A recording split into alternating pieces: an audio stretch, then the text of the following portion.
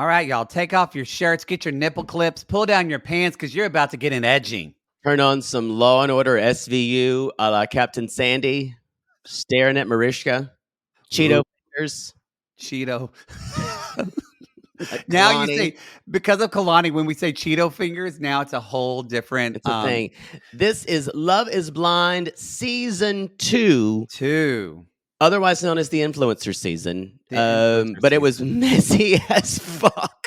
Ironically, we're edging you because we're preparing you for season 4 of Love is Blind. That's dropping on Netflix on what day? March 24th. March 24th. Our episodes will drop the day after. It's your own personal trash advent calendar. Yes. Yes. And this, we didn't like this season of Love is Blind of season 2. However, we had fun talking about it. We talk about it probably more than any other season now. I agree with you. A lot of them winded up on that show, Perfect Match. But don't spoil it for people because they want to know what if they haven't watched Love is Blind and they don't know. Okay, look, Perfect Match is everywhere. Well, I'm just saying. They need to fucking come out of their caves. Maybe they don't know about Shane and Natalie, and they don't know, and they're wanting to. Oh, and you may not, about young Gary Busey. Who's looking for werewolves? Y'all, it's a weird season. We go rogue, but we hope that you enjoy Very it. rogue. Very rogue. We will tell you this. Season 4 of Love is Blind is, I think, we've done 4 episodes. It's the best season of Love is Blind we've had so far. I kind of agree with you. It's really good. So, and especially, who thought that Cocaine Bear was going to join the cast? Sorry, spoiler alert. Spoiler alert. Netflix won't get us for that. I will say the After the Altar, which we cover that too, but the After the Altar of season 2 was the best After the Altar. Because it was super, super messy. Super messy. So, y'all, enjoy the ride. We had a ball covering it. This was previously just on a Reality Gaze Plus, but now it's for all of you on this free feed. Enjoy our season 2 of Love is what, Poodle? Blind. All right, 90 Day. Okay, Love is Blind, take 1. Love is blind. Love is blind. Love is blind. It's 90 Day Gaze presenting Love is blind.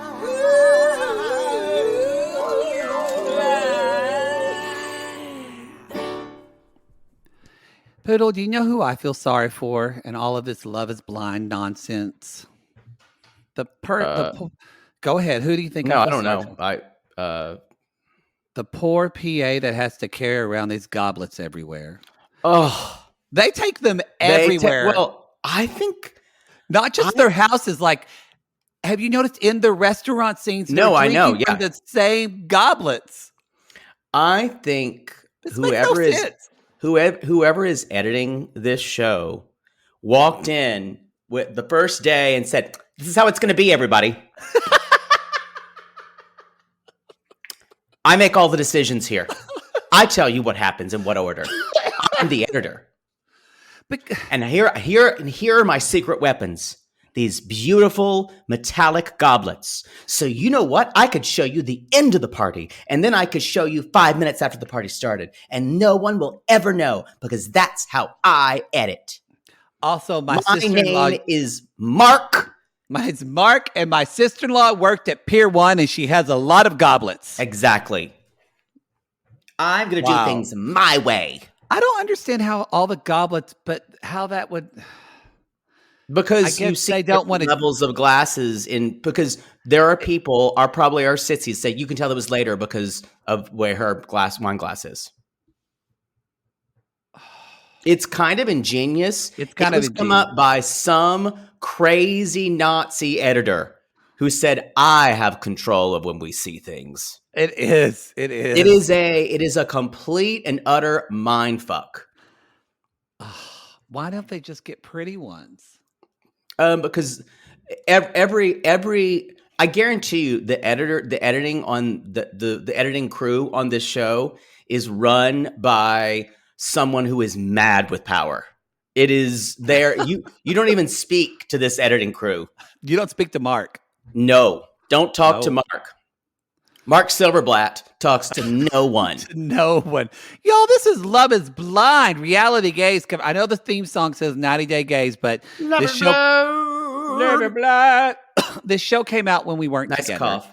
So really, me, I have a little cough. But no, you coughed at the end of it into the microphone. That's why I said that. Yeah, sure. Y'all, but we're covering Love is Blind. Hey, if you're new to our Patreon, thank you for joining us. We appreciate it. Welcome to the shit show. Welcome. We want to remind you that when you join Patreon, just so y'all aren't surprised, you're charged the day that you join, and then the first of the month, you'll get another $5 fee. So it's not a month. You gain access to a membership and hundreds at this point of old episodes that are all at your service. Yep. So anyway, y'all, we're just letting you know that's how it works. We're ready to service you in your ears. Yes, that's the way Patreon charges. It's so even if you join on the 28th, you're going to get charged to get on the 5th, but then that you paying for 2 months membership. So don't be that Carl's wife who messages me saying I joined on February 27th. My $5. I was going to say that for my and said I thought I was charged on March 1st. Yeah. So we're just letting you know this is the way it works on Patreon. The reason we have to do that is because a lot of you asked you wanted yearly memberships. Well, to do a yearly membership, it's a whole pay thing we have to change up. So anyway, but you can get a yearly membership. If you just want to say, fuck this month to month, I'm getting a year. I'm getting a year raw dogging from my reality gaze. You can get it. We're going to be there. We're going to raw dog you at Thanksgiving. We're going to raw dog you on Labor Day. Raw dog you at Christmas. Yes. Raw dog you at Purim. I was just about to say Purim. Yeah. Gonna get everything. Arbor Day. Mm-hmm. Secretary's Day. Sorry. Now it's, what is it? I think you probably got gifts during Secretary's Day, didn't you? Administrative Assistance Day. I never received a gift once in all my 18 years at my law office. But that was what you did. I know. You're kidding. I thought you would get things on that day. I didn't care, y'all. My job was I left and they gave me a Rolex and I'm still too scared to wear it. I don't know what to do with that. I was shocked. That is kind of shocking that they never gave you anything. It's fine. They blinded me. They blinded me with money at the end and I said, oh, thank you. Anyway. All right. So we're getting down. This is called episode 8, Final Adjustments. I still don't know what that means. You know what? They're not good at naming these. No, it's terrible. Yeah, I think they could do way better, but whatever. Mark Silverblatt decides on the names, and everyone's afraid of him. I hope he doesn't get our Instagram blocked. So, y'all, it's 9 days until the wedding. Shall we jump in with Natalie and Shane? Yeah, y'all, this was a cliffhanger from the previous episode of him meeting Natalie's parents, who seem kind of tough. Yes. Especially her mom. And yes. We see him coming. He's so nervous, you guys. You can see him sweating already. And they're talking, and the mom just kind of no nonsense. Like, what made Shane stand out for you? Right in front of him. And then they're kind of talking about it, and mom's like, "Yeah, I'm going to grill you. It's time for me to grill you." Yeah, and I'm going to grill. She's like, I said from day one, you're my number one choice. She said, I knew. Now she says, y'all, she says this again. We do find out because she said it either in this episode, Natalie said it, or next episode. It's confirmed. There are 10 days of dating, y'all. They only have 10 days to do this. So yeah, I was like I said, somewhere between 5 and 2 weeks. We thought maybe 2 weeks, but only 10 days of dating. And then, which makes this sound even more ridiculous. Nuts. And it was on day 3 where she knew Shane was the one. Mm-hmm.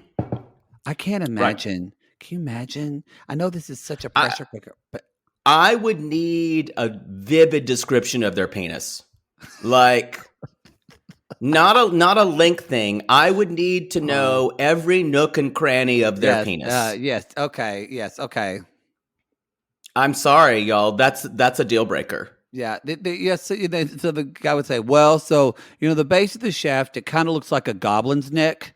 Just, and, and Poodle will be over there just kind of drawing out. He said, I'm sitting there. We're doing a full on diving bell and butterfly, winking. He's blinking eyes. Me just he is communicating every single thing to me, and I'm like Michelangelo over here sculpting it from my mind's eye. Michelangelo. Uh-huh. Okay. So Mom says, she meets him and she said, and even the dad says, I married my best friend. That's what you want. And she said, well, what made her stand out? And Shane said, she was just, honestly, our communication was so great. And she was so, he liked that she was calming to him. And basically, I mean, he kind of, I don't know if he's going to win over Danielle's mom, but she said, I feel much better. Natalie's mom, sorry. I feel much better. She said, but, and this was so interesting. Her mom meant it as kind of cute, but it's so apropos because she said, there's a side of Natalie a lot of people don't see. The only time I saw it, I knew it when she was a young girl, when she was mad, when she would get mad. And they talk about that. And it is interesting that within 2 weeks, Shane already sees the same thing that the mother, who's had a lifetime with her daughter, he sees when Natalie gets mad. And he said, that's why I compliment her, because I have my heart on my shoulder, and I've learned to not get so emotional in moments. And she's learned to talk about her anger. And I'm going to say this. I said this last episode. They're a slam dunk for me. I know we see a little bit. We saw in the preview that she was crying because they had a fight. What? We watched episodes 8 and 9, so we're covering that today. I'm going to say this now, especially, I can get emotional, especially in episode 9. I'm during this episode. Especially episode 9 when the parents meet, when the moms meet. Oh my God. I'm saying it now. Natalie and Shane are the Lauren and Cameron of this season. I'm not going to go that far. I'm going there. But they're pretty close. Anyway, we'll talk about though. We're getting. I will say Shane has grown on me. That was a lot of problem vowels for me that I had to fix in my language. It's that fine. I had to say. Shane has grown on me. I wasn't judging that, Poodle. That's just the way you talk. Judge myself. But no, I would, y'all. If I was growing up, I would say Shane has grown on me. That's fine too, and we all could be a little less Danielle and a little more. No, you're right. But I find myself. Well, I think I've told you this. You guys, when you start teaching and you're in a situation where you have to be in a position of authority, if you talk like this, people don't take you seriously. They don't, especially in academia. Yeah, agree. So the mom. So basically, they have this, and she said, "I'm happy to meet you." She's like, "This is a lot for me to handle," but she said, "Marriage is not just all about love. It's not just about that." But Natalie is like, she's like, "I'm confident. He is it. He's the one." And she's talking to her dad. He said, "I'm happy for you too. You can tell he's a genuine person." And Shane did really well in this parent meeting. I know he was talking to the mom, and he was saying, he told the mom, the mom said, "It's not about love. Things happen. It's about what do you do?" And he said, "I'm here for it. I'm here for family. Family's really important to me," because she says, "We're a close family." He said, "I want to be with a close family." And she said, "I feel a lot more comfortable now that I met you, and the energy, I feel really good." Yeah, I really like them. If something happens and they don't wind up marrying, I'll be very upset. Well, and then they meet Shane's pet. Y'all, we're going to talk about all the couples, what happens, and then we'll talk about the wedding dresses at the end. Yeah. And then Natalie meets Shane's mom. Oh, God, I love her. It's like deep in Shake. You're thinking, okay, is this going to be the crazy? Y'all, we meet this woman who's a poor widow just 3 months ago. Just like him. She looks just like that. It's Gary Busey in drag. And so, y'all, I'm changed, mama. Oh, God. It's so good to see you. I just said it. Sorry, I said it. I do what I can. I do what I can. And so, y'all, she said, I'm nervous. And Natalie said, she basically said, he's told me so much about you. And Natalie he talks so much about you in Mexico. And that actually, and Shane's mom was saying, oh, no. And she said, no, that actually is what made me feel good about him, is how much he loved you, how much he talked about you, and how it was important for him to be close with you and for me to be close with you. I also have to say, when I started to tear up in this episode was when Shane said, "Can I ask you a question, Mom?" And you could just the way he looked at her with so much love. And he's like, "Do you give us your blessing?" And she just kind of went, "Don't make me cry." And I started to cry. I love their relationship. She said, "Of course I do. She seems very genuine."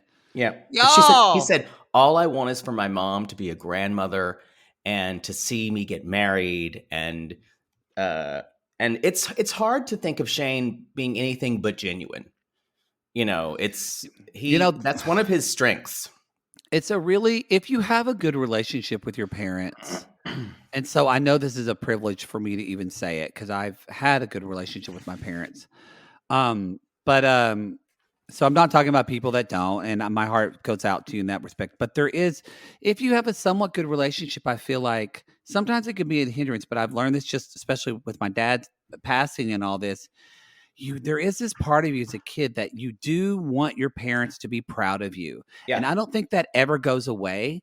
And that's what was I think what I got emotional watching too is Shane really needed his mom to just say, "I'm happy for you. I'm proud of who you are. I support you." It was beautiful. Shall we talk about salary? Malvador gigante. So they had an argument that we didn't see, y'all. And when someone has an argument that we don't see, what do we think, Poodle? Bullshit. Well, you know what? It's not that. It's always less compelling. It is less compelling. But did you understand? I felt like Mallory had no reason to be upset. Here's what it sounded like. This feels like we were making a mountain out of a molehill.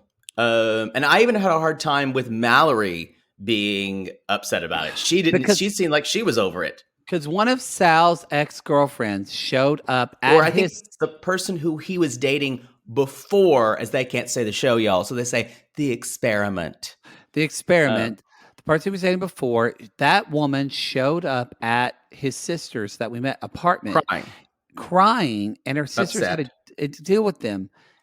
To me, that's not about Sal. That's not about Mallory. It's about this woman who's going through a hard time of a breakup, but that's about her experience. I don't see how, but yet she gets mad at Sal for it. And she says, "I don't know if I can trust you." She thinks it's something that he hasn't told her about. If he went into the experiment with dating people, and basically, y'all, again, Mallory's looking for another way to throw a match and just to make this go up in flames. That's what I wrote. She is looking for an excuse to burn this down. She is a wild animal who is desperately trying not to be domesticated at this point. Wild women do, and they don't regret it. Close. Wow, women do. That's what I said. I changed your key. Oh, okay. Sure. I think it's actually higher than that. Wow, women. It is. Yeah. That's it. That's the key, actually. Boy, you know it when I say it. Maybe sometimes I do things not in the right key just to irk you. No, I don't think that's it. Anyway, so this is... She basically says, and it's so painful to watch her say this. She's like, "If there's someone else, just tell me, and that'll be it." And Sal's, this is not right what she does to him, because I feel like part of her knows he's going to always apologize, and it's almost like she's pushing him to see what he'll take. And she's seeing how far he's going to go. She'll see how far to go, but also, and I think it's old pattern stuff because it's not that I don't think she doesn't care for Sal, but I think she does care for him. I think she does. But I think it's a little bit of going back to the her and Jarrett conversation, where I felt like she wasn't. He was shitty in that, but she was kind of. What I realize now, seeing more of her whole picture, I think she's just been used to being addicted to drama. Yep, and she's used to War of the Roses relationships where you're fighting. Sal is not that person. No, He's just very hot toast, y'all. He's very, very hot toast with an okay. Love hot toast with an okay penis. I think it's okay. Like you're saying, it's. You know what? We haven't done this yet.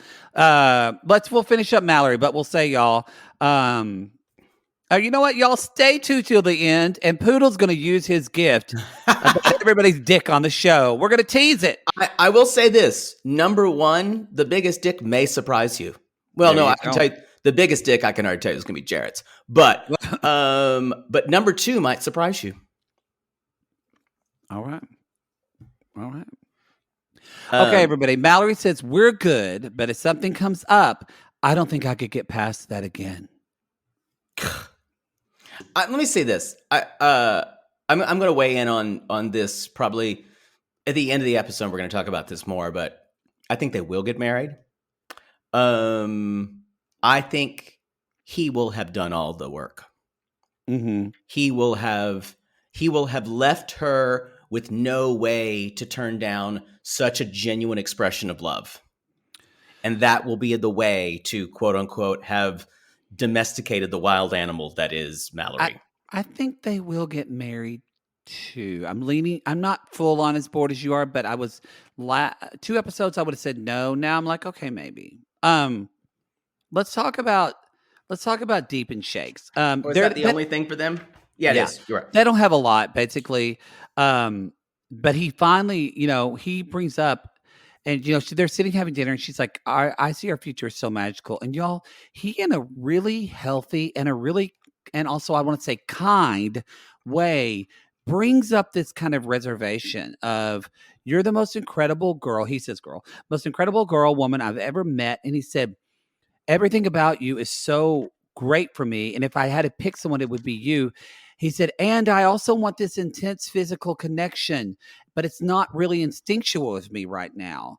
He said, this was the best way to bring it up. It was the best way to bring it up. And she says, and this is a great point. She said, I don't know what happened. We were really physical. Remember when he met her, he couldn't stop making out with her and grabbing her ass and like being all over her. Right. So as soon as he met her in the pods. Yeah. And so Deep is asking herself too, what happened? Yeah. And they haven't had sex yet. And I thought but he says something really interesting. He says, the physical connection this is something that never happened to me, is being overshadowed by the emotional one. And that's a lot of growth for him, y'all. I can't even say, for someone like Shake. Yes, and for him to say it's becoming, I just want to emphasize the way he said, y'all, in case you don't watch the show. If you're not watching this show, oh my God, you need to be watching this show. You need to be watching the show. Don't sleep on this season. Don't. But he said, yes, it's overshadowing, but he even says, and becoming more important than the physical connection. Exactly. Yep. Anyway. And I keep going back to this idea. If you have a complete emotional connection with someone, mm-hmm. and if you just can't make a physical or a sexual connection, I'm trying to figure out how I would handle that, because I've had that a little bit, those issues, but it's always not worked out for me. I mean, has that happened to you? Like, it's hard because that's what's great about this experiment, or interesting, right, is a better word, because we never let it get past that. Exactly. In the real world. And that's normal. That's normal. You don't have this physical attraction. Well, I mean, my situation has been, I've been friends with someone for a while. We've slept around a little bit. and then they tell me they want to date me, and I'm like, the physical connection. Back it up. Back it up. You know, I like to laugh and say you're wrong, but that's exactly what I do. It is.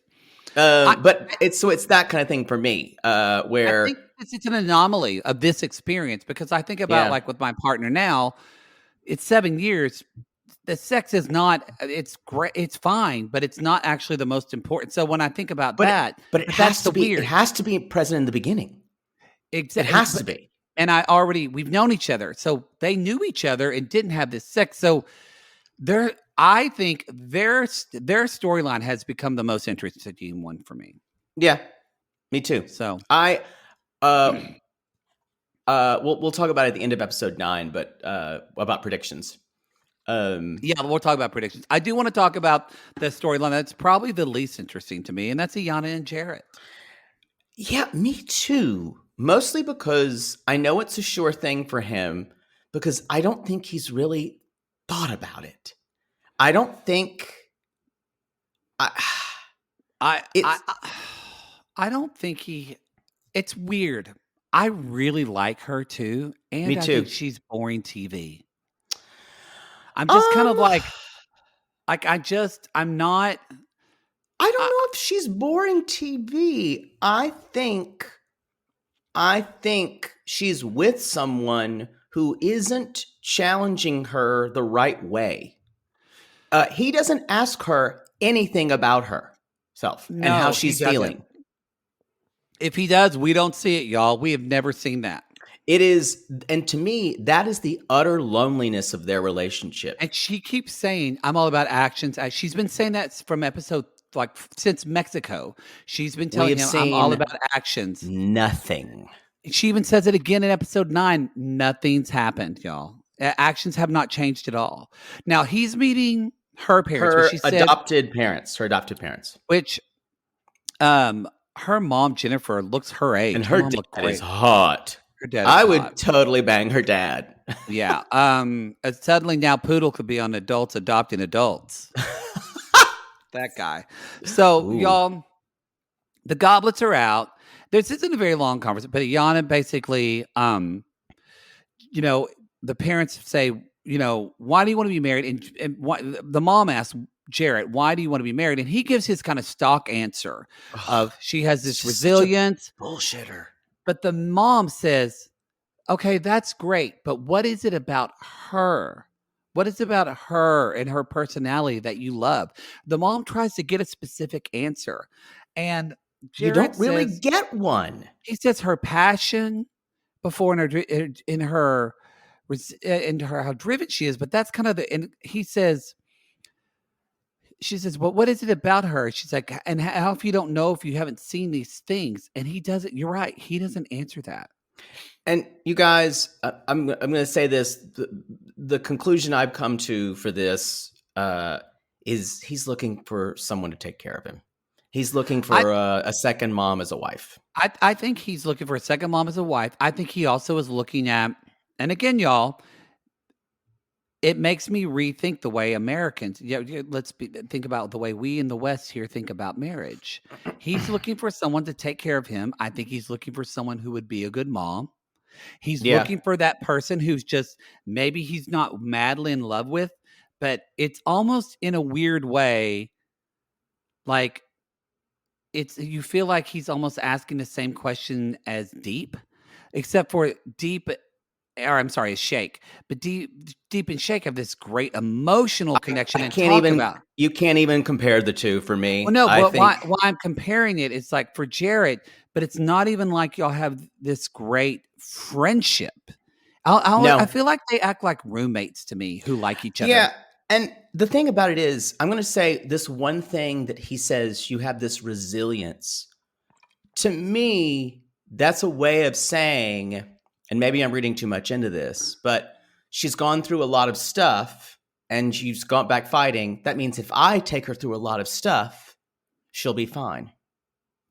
Possibly. And this idea of, and also I think he considers himself very resilient.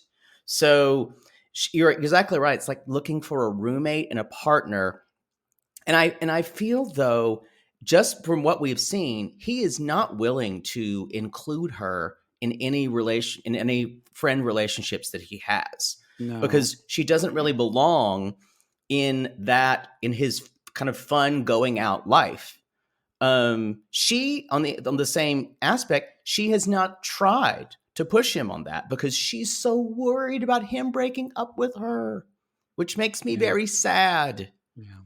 Yeah. This, I agree with you. There's a little less to be said here. There's just a generic wash of sadness with this relationship for me, because I don't think either people. You said that he's thinking about marriage differently. I can agree with that, but I don't think that's subconscious for him, or I don't think that's conscious. I think she, on the other hand, completely wants the love of her life. Yeah, it's actually not sad to me. It's more of it's it's like this dispassionate. It's just nothing to me. It's not if it was like really sad and tormented like Nick and Danielle, at least Oh, it's something. It's just but I'm agreeing with everything you're saying. You just yeah. said it's a sad relationship. It's not even it's worse than that to me. It's not Oh, even gotcha. it's just so not feeling at all. And Anyway. and then her mom said, "Are you okay with slowing down and kind of being?" And he's like, "Oh yeah, 100%." Yeah, because they And talk about she went out like 3 times a week, and I went, "Okay, that's a lot to go out." like these are the weeks when you're getting to know No, you're the going like, person. 1 You're still having time, to make the decision. 3 times a week, dude. Dude. And he's staying out till like 3 in the morning. I just, boy, this is just red flag central. Someone got I on a reality show to be like a sneaker influencer. Well, everything about what he says he does when he was talking about it was like so many things that made me feel like he talks up he's very much to me a little bit all talk of a person. Yeah, I agree. And she loves that about him. And I think he's a great hang with the guys. I guarantee you he has no close female friends. None. Zero. He doesn't know how None. to relate to women. Any women that are somewhat pretty, he's fucked them. Yep.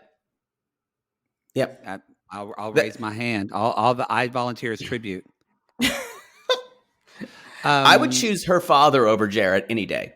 Not me. Ooh, he's hot. Um, So let's talk about you want to get. I think that's it for the couples in the first part, no. except for Daniel and Nick, but they're kind of after the wedding dress thing. Oh yeah, you're right. So let's talk about the wedding dresses. There's not hen party. We're having a hen party. we had a hand party again. Natalie didn't y'all. We see Vanessa and Nick. They're there because Nick is y'all with the men and Vanessa's with the women, and we see that Natalie brought Shane's mom and her sister, which is what you do at a proper wedding. I did cry a little bit when I saw Natalie's mom and Shane's mom talking to one another. It was beautiful.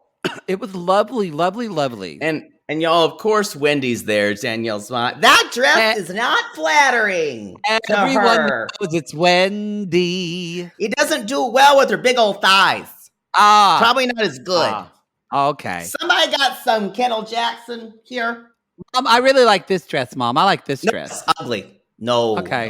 No. Okay, Ma. Okay, Ma. God, I love her. Love her. Mallory brought her 2 best friends because did she say her sister and mom are not supportive of this and are not coming? No, I think she said they couldn't come. I don't know. But in the next episode, she said something like, it's really hard when your family doesn't support you or whatever. I know. I think she said in this episode that they, quote, couldn't come because she was very upset about it. And my thought was, and I wrote this down, who can't clear their schedules when the television show comes calling to pay you? Well, or what mother wouldn't show up for her daughter's wedding dress fitting? Oh, I think that's exactly what it is. I think the sister is, probably, we met the sister Tiffany and she's pretty judgmental. Pretty? I was being nice. She has real, but she's very judgmental, and we thought she was kind of good judgmental, but it turns out. Remember, Yeah. y'all, she finished. Sister said at the end of that scene, it's hard. And this was a place I went, oh, this relationship's dysfunctional a little bit. When she said, it's hard letting somebody else love someone else that you love so much. And I went, love? Yikes. What's that thing? The Corinthians thing? Like, she needs to read Love that is fucking patient, poem. love is kind. Yeah, I she like needs your. to read What's all that Corinthians thing? 2 Corinthians. That verse always makes me cry at weddings. Always. I know everybody reads it, but it makes me emotional. You're so numb to it now because you played so many weddings. You're just on your grinder looking at, and you're like saying, Love and is you're patient, love is kind. you're like, your dick is patient, your dick is kind, your dick doesn't judge me. It does not boast. Ooh, that one boasts. Ooh. Mama like. Does not bear false witness. Love does not get. Love will get hard on me in the morning. Wow, we ruin everything. And I will dwell in the house of the Lord forever. And so, and I love that Karen tells Nan, she's like, my boy, he wouldn't hurt a fly. He loves family. And that's Shane's mom. Yeah, Shane's mom. Oh, I love him. That's when I wrote down Lauren and Cameron. I'm calling that now, but I know you're not. There's one moment where Deja, who is Jarrett's sister, is talking to Yana, and maybe she's doing a confession. She says, like, look, I know how my brother can be, and I really hope he's ready for this. So I think they all know. I don't think this has hit Jarrett yet that they're getting married, and I don't think it ever will. I think Jarrett is immature at what he wants to do. He says he's ready to get married, but we both knew men growing up who were like, they got married really quickly. And of course, what happened? They would be out still partying as long as they could. And as soon as they had like 1 or 2 kids, I saw this a lot. And with people I graduated with, they'd be like out hound dogging it within a year after or 3 months after their baby was born. What's hound dogging it mean? Just like prowling. That's some country shit expressions right there. But you know what I'm talking about. I know what you mean. Yeah, I know what you mean. Yeah. Where you're just not mature. You're not ready to get married. And I do think he's dealing with this pressure from his family. I think they want him to get married, and he's just saying, let's just shut them up. Because I guarantee you, Jarrett really doesn't want to get married. I don't think he does. I've never thought he's a bad guy. I think he's a scared guy. I think he's, like you said, he is feeling so much pressure, and he's just kind of thrown in the towel like, well, I'll just do this. And because all this stuff he said to the parents, like, oh yeah, I know when I get married, I have to settle down and lead a different life. He doesn't believe that, though. As we said, he should be doing that now. Right. Just because you're in a relationship and you get married, it changes. I just think has the emotional maturity of a 15-year-old boy. Oh yeah, for sure. And y'all don't Iyanna, if she marries him, she's going to have to raise a 15-year-old boy. There's a reason You're why going to have to raise them. There's a reason why women in their late 20s often like a guy who's in their mid to late 30s. I mean, imagine if Danielle was with someone her age. There's a reason why she's dating Nick. I must say, though, there's something about Nick that there's certain things that he says, and also when he's with the rest of the group, that I'm just always kind of like, why are you shitty? There's certain things that Nick does. We're going to talk about it this episode and next episode, but I have a bit of a turn of opinion. With Nick. But let's talk about real quick. Let's talk about dresses, ho. This was different than we've done before, but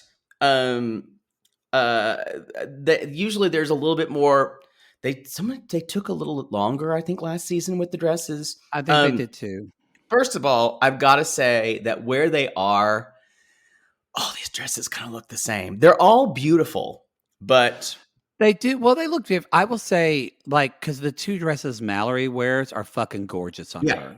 She can wear But the second one looked amazing with that off the shoulders. The second one looked amazing, but I loved the first one. I loved Natalie's dress made me gasp. The way it was fit on the Oh, top. and usually I hate a lot of volume It in was the. beautiful on You her. know who my favorite dress was?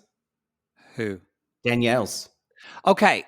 I didn't love Danielle's dress in the wedding thing. I thought it fit perfect. I thought her body looked That's what I'm snatched. saying. It made her body look perfect. But I didn't like all the lace. But then later in episode 9, y'all, that's their wedding day. When she was Oh, with she the looks hair and everything, I was gorgeous. like, okay, I'm into this look. The person I didn't like any of their dresses was Iana. I didn't love any of her dresses. No. The first one was awful. The second one worked for me, but not really. And I didn't love the headband with all the stuff hanging down in the back. It just looked unfinished to me. Yeah, I kind of think thought the headband on she has this short, cute pixie haircut, and I think the headband's like trying to do something. I would much rather her just have short hair and either like a little clip or just have a beautiful yeah. necklace. It also needs the dress because she's so tiny. The dress needs to really emphasize that. Yeah. And nothing really did for her. It I felt was like the kind dress of was wearing her. That's true. Yeah, I was kind of annoyed that no one fought for her to have a more fitted option.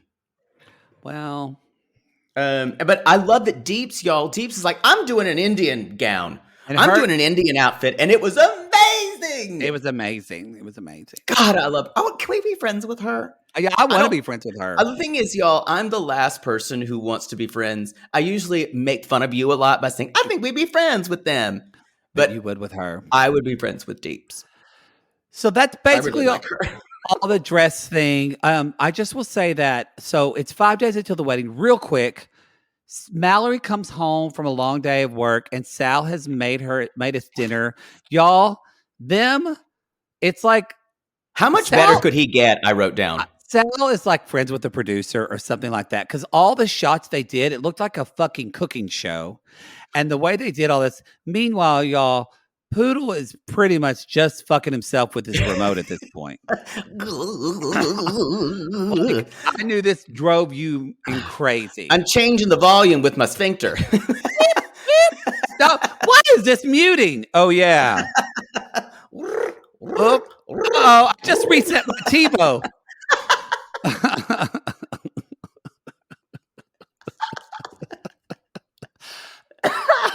Okay. Sorry, I have a tickle in my throat today. Oh, and input change. Input. Yeah, I tell you, show you input. So, I mean, it's really that's it. It's just that she said, I'm glad we're having these hard. She looks beautiful, and she says, I'm glad we're having these hard conversations. And she said, clean slate. You know, because what he did was so horrible. I liked her in the beginning. I'm going to say this now. I'm not someone who says you don't deserve blah blah blah. I don't want to say that. What you have done in this relationship, Mallory, you have not deserved the level of what he has done for you. No, I agree. And when she says, and I do love you. And I went, and I do appreciate you. Why are you still saying this 5 days before your wedding? This should have been earlier. The whole confirmation of confirming someone that you love them. Yeah. I know this is a short experiment, but still. I see this in two ways. Either she's that awful, or this is a bit of fraudacity. Either she's playing up the will they or won't they, because I think we already have a slam dunk in Shane and Natalie that they're still going to try to get back at us up. The other three, I don't know. I think Deeps and Shake will get married, but I'll say it now, and we'll probably talk about it in the next episode.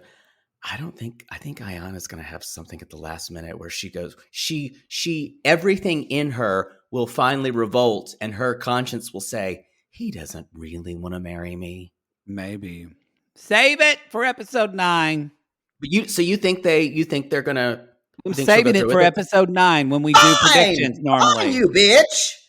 Fine. Thank you for shaming me. Let's talk about Danielle and Nick and this last scene. You're like, oh, great. They're tasting cake. What can go wrong when you're eating cake? Nothing. Nothing Well, can go wrong. it can, especially if you're eating gluten-free cake. I know people are gluten-free. I get it, but It tastes the same to me, honestly.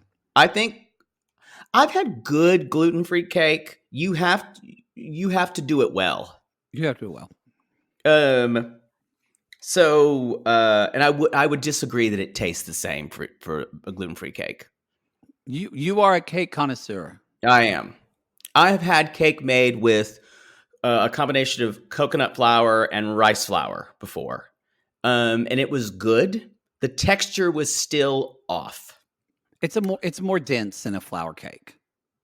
Yes, yeah, but I'm saying. I would say, yes, can you make good gluten-free cakes? I'm saying just don't put one in front of me and say, bet you can't tell the difference, because I'm just like, yeah, this is gluten-free. Without batting my eyes. So many sissies now are going to bring you cake. And you try to tell me, I will, if you bring me something as a gluten-free cake and I say, oh, this is, first of all, I'm not going to eat whatever you give me at a live show. I promise you. Because I'm like Shayna, or who was it? I'm like Ty. Is this poison? And it's also COVID, so you're not going to give me gluten-free cake. Okay, so let's talk about Danielle and Nick. I'm just saying, just don't put gluten-free cake in front of me and say, "Bet you can't tell the difference." I will gladly eat your gluten-free cake. Someone did this to Poodle once, and it really upset him. They did. Okay, there we are. Okay, let's talk about, so they're eating cake and they're saying, I'm going to have more to talk about cake in a minute. Oh, great. And so they said, don't have funfetti at your wedding. Wow. Come on. That's for child's birthday parties. Just trying to finish this show. That's all. But would you have that at your fucking wedding? No. Come on. No. Come on, y'all. No. There we are. I almost threw my notepad here when they're like, let's do the funfetti. So we have so they're let's do a sandbox. Okay, we're moving on from cake. Sorry. I have very strong opinions. And so Danielle said, I guess Nick left, and she said, I guess, so clarify to me, she had plans with friends, and Nick said, you said, oh, I didn't think, are we going to be having separate plans? Or are we going to be doing things together on the weekends?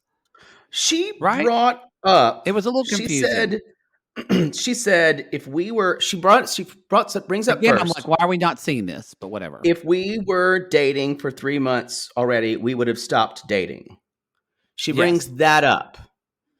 And she's like, yeah. No, she said if we were dating for only 3 months and had all these issues, we would have stopped dating. Right. Waiting for the experiment. Yes. And this is the kind of thing where they're trying to have a moment, and she is bound and determined to bring up something that she's trying to show all of her mess to. And that is her thing, is that she's bringing this up because she feels she's unlovable. I'm unlovable, and I've got to show him all my shit. Does he handle it well? No. This is absolutely what I finally learned. I've learned that so she brings this up, and Nick said, we were at dinner. He said, if you like to go out, he said, you like to go out, and I just want to know kind of when I'm invited. Y'all remember, he feels neglected by his family. He has said this. He's talking. We've met his family. Yeah. And she says, basically, they go into the whole thing where he says, you're putting words in my mouth. But do you notice every time, look, does Danielle have crazy or not rational thoughts? Yes. But instead of Nick saying, oh, man, you're going through it right now, I can understand why you're thinking this because of this and this and this. But this is my experience of this and this and this. He doesn't do that. Instead, he goes, why do you do that? Blaming. Why are you, why are you the crazy girl? Why are you the crazy girl? That's what he keeps telling her constantly It doesn't say over why, and but over. you're But using that's a hyperbole there. that's the But subtext because yeah, Danielle I don't mean I'm not calling Danielle crazy, but but I'm saying you're saying he's saying that. But he's Danielle, making her though, feel that way. yes, Danielle has been called by asshole guys. Danielle has been called crazy She before, definitely and has. she feels like she is the quote labeled crazy girl, and that's what she's trying to bring up this whole time. Is she's like, I have to show you my crazy, so so if you don't love me and it's too You much can for leave you, you before it's can too late. leave. But Yeah. he is It's emphasizing it. and I'm going to say that They're both terrible to each other. about probably about 70% of the time he tries to handle it, he handles it somewhat well, but he has a very short fuse, you guys. She's used to calming herself down. He won't let that go, and he takes extreme offense when one of his triggers are when you tell him something he didn't say exactly the right way, because Yeah. she a lot of times will say it in some way that she heard it. And for him, he'll say, I did not say that. I said this, exactly that. When she's just saying, that's how I heard it. They're actually both way more similar than Yeah. they should be. Because he takes it personal. And it's this way of he totally they both actually, I think one Sissy wrote, they said earlier in the show, they said Danielle really punishes Nick for having feelings, but so does Nick to Danielle. Yeah. Yeah. You It's just, know, it's not good. It's not I good. think, He even gets I just want to say, Nick even doubles down more and kind of like, it's not gaslighting, but he just guilting her saying, that's words of I would never say that. I'm not that type of he's bringing this on to that she's attacking his identity as a right. person. And I want to Ugh. clarify, the thing is, he's coming from the exact words he said, and that's what's upsetting him, is she's misrepresenting him, where she's saying, it doesn't matter, this is how I felt when you said it. And yep. he can't, that's not the kind of person he is. He can't, if she wanted to really get places with him in arguments like this, she would really be careful about saying what he said. But Yes. she just kind of generically puts it how she heard it. And he would be really good to just to actually reflect what she's feeling to her, so she thinks he understands it. They're both really, I think this couple, this is all for me, it's about control for both of them. Nick is used to being control in his life to calm his anxiety about feeling worthless and because he was neglected. Danielle is used to controlling her life because she felt worthless because she was fat and made fun of it. So they both really, I think, are kind of operating with these same core dysfunction. Right. Yeah, Anyway. it's just boy, how this has changed. Right? Y'all, that's the end of the episode. We're gonna get into bachelor parties next time. We're gonna talk about episode 9, y'all. You go to realitygaze.com. Y'all know the shit. Go to the link tree. Do all this shit because I want to get into the next episode. Our live show is in LA this next Sunday, the 27th. Come see us and the fabulous hosts of Date with Dateline, Katie and Kimberly. All right, y'all. We'll see you next episode. But until then, ask yourself when you're, when you're fighting about gluten-free cake, ask yourself, and you're choosing funfetti, is love blind? I'm sorry. Come on with the funfetti, y'all. Love is blind.